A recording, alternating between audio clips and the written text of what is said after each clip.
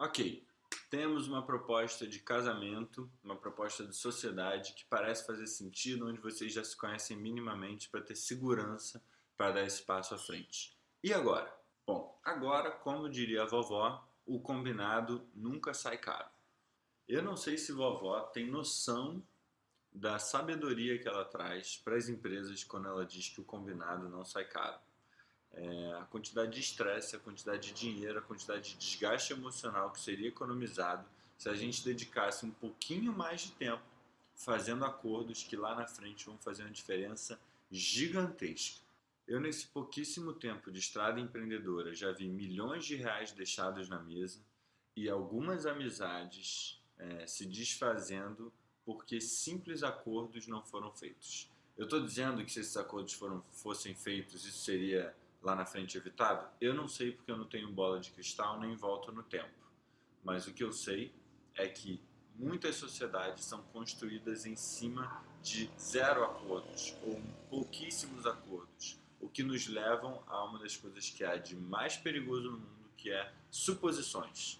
E aí eu suponho uma coisa, você supõe outra, e quando chega o momento da gente se separar, quando chega o momento da gente tomar uma decisão que é muito importante para os dois, então as suposições vêm à tona e a gente vê que uma sociedade que parecia tão alinhada, na verdade, acaba se polarizando. E a gente que vive no mundo da internet hoje sabe muito bem quão destrutivo pode ser a polarização. No final das contas, todo mundo sai machucado e ninguém sai ganhando. O que eu acho que é muito importante dizer, não só sobre acordos não feitos que geram suposições, acordos que não são feitos não quer dizer que não tem acordos registrados. Então, muitas empresas que eu acompanhei, inclusive esse ano, sociedades se desfazendo, elas não tinham ainda um contrato legal, então eram sociedades que estavam começando e pelo empreendedorismo no Brasil, como ele é feito, ainda não tinham um contrato social, então tiveram que desfazer uma sociedade que nem existia, então isso traz uma série de complexidades. E do outro lado, há pessoas, há empreendedores, e isso eu entendo, porque eu já fiz isso também, que porque já fez o projeto e tinha que emitir uma nota e tinha que ter logo o contrato, ou por conta de alguma questão de bombeiro ou alvará ou Anvisa que fosse, tinha que logo abrir o contrato social, pediu para o contador ou para o advogado escrever, ele escreveu lá alguma coisa, você nem leu as cláusulas de direito, você assinou, seu sócio assinou, ali vocês fizeram acordos. E quando a gente não pensa sobre os acordos que a gente está fazendo, geralmente o que a gente faz são acordos padrões. E o acordo padrão hoje de empresas talvez não seja exatamente o que você imagina como a sociedade dos sonhos para você. Então talvez você esteja pensando, cara, esse moleque parece um velho, esse cara é um pessimista, não acredita na vida, não conhece meus sócios, a gente está aqui na boa, a gente se alinha, a gente se entende, a gente se encontrou num momento mágico, com certeza vai dar certo e tal. Como sempre, eu estou dizendo nesses vídeos e eu digo na vida, ignore à vontade qualquer coisa que eu estou falando aqui, não é necessariamente certo o que eu estou trazendo. Agora, eu confio na vida e eu tranco meu carro. Eu confio nos meus sócios e justamente por haver uma confiança compartilhada entre nós, a gente celebra essa confiança em acordos escritos. Então eu não estou dizendo que a sua sociedade vai dar errado, não estou dizendo nada disso. Mas não é interessante que a gente comece, a gente se casa já fazendo acordos sobre como vai ser se a gente se separar, e muitas vezes a gente faz sociedade sem definir até o próprio dia a dia como vai ser? Então, quais são os principais pontos que podem dar chabu? Quais são as principais coisas que é importante a gente conversar sobre e, eventualmente, definir e escrever num papel? Eu vou trazer os pontos que eu tenho observado na minha experiência, que foi onde deu chabu. Mas eu imagino que na sua perspectiva você deve ver algumas outras coisas aí que façam sentido adicionar também.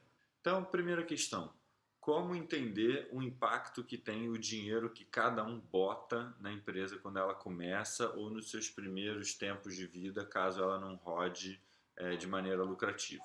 O dinheiro que um cara está botando que ainda está no emprego equivale ao trabalho que outra pessoa tá fazendo sem ganhar nada? O dinheiro que uma pessoa está botando simplesmente entra no caixa e é isso? O dinheiro que uma pessoa está botando é como se fosse um empréstimo que a empresa depois vai devolver e vai ficar todo mundo igual?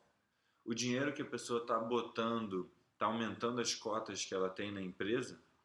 Isso é sobre dinheiro. Outra família de acordos está relacionado à decisão no dia a dia da empresa. O que é a decisão que os sócios tomam e o que é a decisão que a operação toma? Isso talvez no início não faça sentido definir. Na medida em que a gente cresce, tem me revelado que é muito importante. Então, o que é uma decisão estratégica dos sócios e o que é uma decisão estratégica que, por exemplo, a diretoria toma se você tem uma hierarquia, né? Ou seja, o sócio que não trabalha na empresa, o que ele pode definir e o que ele não pode definir. Hoje, talvez isso não faça sentido para você, porque talvez você seja sócio, presidente, diretor financeiro, estagiário financeiro, chefe de produção e auxiliar de produção ao mesmo tempo. Então, você toma basicamente todas as decisões e você está vestindo todos esses chapéus ao mesmo tempo e não faz sentido discerni-los. Talvez, e aí vale ficar com o radar atento, talvez, na medida em que você vai crescendo, até para garantir segurança e autonomia para a sua equipe, seja importante você começar a definir o que você, como sócio, não tem capacidade ou responsabilidade para intervir. Quando há uma discordância entre os sócios, como prosseguir? Vai ser cada pessoa é um voto? Vai ser por porcentagem da empresa? Vai ser por consenso? Vai ser algum processo de tomada de decisão colaborativa que vocês vão seguir? Então, por exemplo, vamos supor que eu acho que a gente deve crescer fazendo franquias. E você abomina franquias, você não quer o custo que vai te trazer abrir uma franqueadora e ficar visitando o Brasil todo e viajando e etc. Eu tenho 50% da empresa, você também. Como seguimos? Por fim, talvez o dos que geram mais custo mesmo, quais são os acordos de saída? Acordos de saída com relação à grana, com relação à marca e com relação ao próprio processo de saída. Por exemplo, você e o seu sócio têm uma empresa de brownie, vocês não estão mais querendo trabalhar juntos por algum motivo, vocês resolvem se separar e os dois querem continuar produzindo brownie. De quem é a marca? Alguém vai comprar essa marca?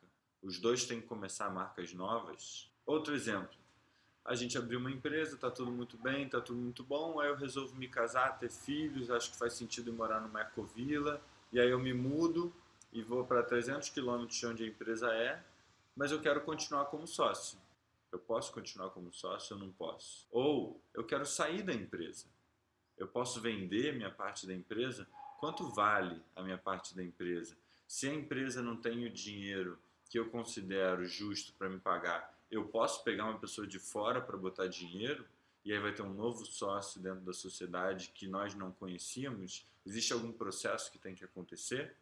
Imagina que nós dois queremos nos tirar da sociedade. Qual é o processo que a gente segue para fazer isso? Ou imagina que existe um sócio que está performando muito mal, que não está cumprindo com os horários, os acordos, etc. E a gente quer tirar ele da sociedade. Como é que a gente faz isso? Nesse papo de grana e sociedade, que é um dos que mais chega até mim, infelizmente, né, quando as sociedades já estão se dissolvendo, me parece que tem um ponto que é muito importante de trazer. As contas que a gente faz hoje, cujo nome bonito é valuation, né, que a gente aprende na universidade a fazer, que dão valor para uma empresa, elas têm premissas de negócio intrínsecas a ela. É óbvio, você vai fazer uma conta nada mais do que expressa um modo de ver o mundo, um modo de ver a vida. Uma das coisas que tem, só uma das coisas de várias que tem numa conta de valuation é a ideia de perpetuidade, é a ideia de que a sua empresa vai ganhar dinheiro para sempre. E aí, quando a gente faz essa conta do valuation, a gente faz levando em consideração isso. Eu estou dando esse exemplo porque eu acho ele muito simbólico. Assim, a gente acabou de começar uma empresa, a gente está ali pequenininho, às vezes não se paga nem R$ 1.000, nem 1.500, às vezes a gente ganha menos dinheiro do que os nossos funcionários e aí um sócio resolve sair. Quando esse sócio resolve sair, ele chama um amigo do mercado financeiro que trabalha com números, vai poder ajudar ele a fazer a conta. Esse cara faz uma conta e aí nessa conta está lá quanto que a empresa vale dado o fluxo de caixa dela para o futuro. Para o futuro levando em consideração um monte de coisas. Só que a realidade hoje é que você ganha menos do que o auxiliar de produção ganha. Você não ganha nenhum salário digno para conseguir pagar suas contas. Então, o que eu queria trazer É só esse ponto de atenção. Se a gente for entrar em briga, em conflito real mesmo, de querer brigar para ver qual é o valor da empresa, as contas que o universo de administração faz, na minha experiência, elas no final das contas sugerem que ou você tem que ser milionário para conseguir comprar parte da sua empresa pelo valor que ela tem no futuro, apesar de hoje ela ter um valor que eu não sei qual é, ou vai botar você para botar um investidor para dentro. E aí tem um ditado, não sei, no mundo de negócios que diz: tem dinheiro bom e tem dinheiro ruim. Né? Dinheiro não é um objeto neutro. O dinheiro é algo que pode trazer para sua empresa. Então, por exemplo, no Brownie a gente tem um investidor que eu particularmente adoro. Ele é um cara que confia muito na equipe, confia muito na operação. Quando ele traz a visão dele, ele traz uma visão super legal de fora, um cara analítico, inteligente, etc. Eu considero o dinheiro que a gente pegou um dinheiro bom. Ele não bota a faca no pescoço querendo ter retorno logo, etc. Ele, inclusive, é um dos que menos se importa com o retorno hoje. Mas eu já vi sociedades onde um sócio capitalista entra e a cultura da empresa muda completamente. E aí vem um monte de metas, vem um monte de cobranças, vem umas falas que não reverberam com a cultura da empresa. Então, se você for fazer uma conta de quanto vale a sua empresa, é muito perigoso a gente dar o valor da nossa empresa pelo que o pensamento de negócios convencional traz. Porque o que esse pensamento de negócios traz a reboque é a ideia de que a sua empresa vai crescer para sempre, é a ideia de que a sua empresa vai ser passada de batata quente do investidor anjo para o venture capital, para o private equity, para finalmente abrir no mercado, na bolsa e tal. E talvez essa não seja a ideia que você quer para a sua empresa. Então, quando vocês forem parar para falar de valores, o que eu tenho visto é que essas contas podem até apoiar, mas no final das contas o valor acaba sendo algo que faz sentido para a realidade que cada um vive, que faz sentido para a capacidade que você tem de pagar um valor que é justo para o seu sócio, mas que também é justo para você. Para finalizar, todos os acordos podem ser revistos sempre, eu acho, pelo menos. Então, na medida em que a galeria, a gente concordou que a gente ia distribuir dinheiro dessa maneira, mas, poxa, a operação está crescendo tanto, vamos reduzir o dinheiro que a gente está ganhando? Ou o contrário, pô, galera, a gente pensou assim, tarará, tudo bem, na medida em que respeite o processo da sociedade de vocês. Então, por isso que é tão bom ter um processo para definir as coisas, porque se as coisas não estão legais, a gente usa esse processo para mudá-las. E o outro ponto, eu amo advogados, assim como eu amo bombeiro. Mas eu quero bombeiro na minha empresa para prevenir um incêndio, né? Para me ensinar qual é o caminho que eu tenho que fazer para todo mundo sair bem caso aconteça um incêndio. Mesma coisa com os advogados. O que eu até conversando com amigos advogados, o que traz muita frustração para eles é que a gente consulta eles depois que o negócio já deu errado, depois que a gente já está brigando e gritando um com o outro. Então me parece que pode ser muito importante a gente incluir advogados nessa conversa, mas que a gente faça isso antes. A gente use os advogados com a inteligência que eles têm, as informações que eles têm da lei, para prevenir desastres de acontecerem, não depois para remediar, porque se torna muito caro remediar. Lembrem-se, o combinado não sai caro e para combinar pode ser interessante tanto processos colaborativos de conversa entre sócios, etc., dependendo muito da sua cultura. Talvez você, como fundador, possa definir todas as regras do jogo, e aí quem entrar naquele jogo já sabe que regra é essa. E pega um apoio de alguém que entenda disso, porque a gente pode combinar um monte de coisas aqui, mas no final do dia, se bater no ventilador, a pessoa vai chamar um advogado e o advogado vai falar: não, isso tudo que vocês conversaram, que nem registrou por e-mail, está só no papo, cara, isso aí não vale nada. E aí, de novo, pode pôr amizades em xeque, pode botar muito dinheiro, até mesmo a própria existência da empresa em xeque. Beleza? Assuntos meio densos às vezes, mas me parece muito importante que a gente consiga criar esse solo fértil, né? Afofar bem esse chão para a gente conseguir levantar uma floresta bonita aí. E dá trabalho arar a terra ali no começo, dá trabalho desenvolver as relações e cultivá-las e desenvolver esses acordos.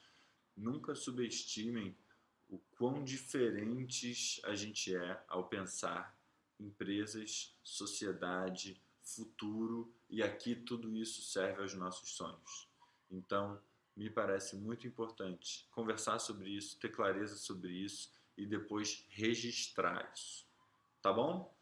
Muito obrigado pela paciência, para assunto tão denso. Continuamos trocando aí sobre negócios com propósito. Valeu!